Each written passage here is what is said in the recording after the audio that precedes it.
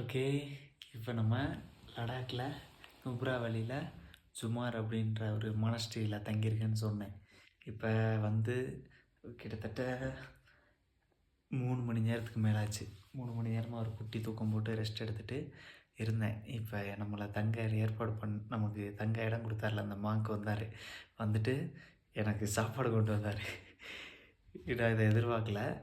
ஆனால் இங்கே வந்து ஸ்கூல் இருக்குது, ஆளுங்க இருக்காங்க, வயசான மாங்க்ஸ் இருக்காங்க, எல்லாமே அமைதியாக இருக்குது.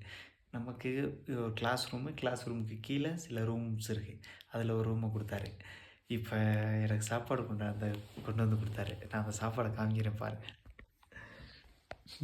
இது இந்த சௌமீனா என்ன சொல்லுவாங்க, எனக்கு அதெல்லாம் தெரியல. நூடுல்ஸ் மாதிரி இங்கே அதிகமாக தான் சாப்பிட்றாங்க. வெஜிடபிள்ஸ்லேயோ மீட்லேயோ அந்த மாதிரிலாம் ஹோட்டலில் நான் பார்த்தேன்.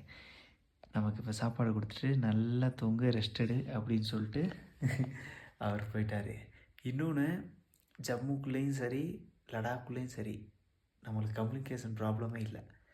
ஒன்று இங்கிலீஷை புரிஞ்சுக்கிறாங்க, இல்லாட்டி நம்ம என் அளவுக்கு, அதாவது எனக்கு ஒரு சமாளிக்கிற அளவுக்கு தெரியுமா, அது அளவுக்கு பேசுகிறாங்க. அதை விட நல்லா பேசுகிறவங்க இங்கே இருக்காங்க.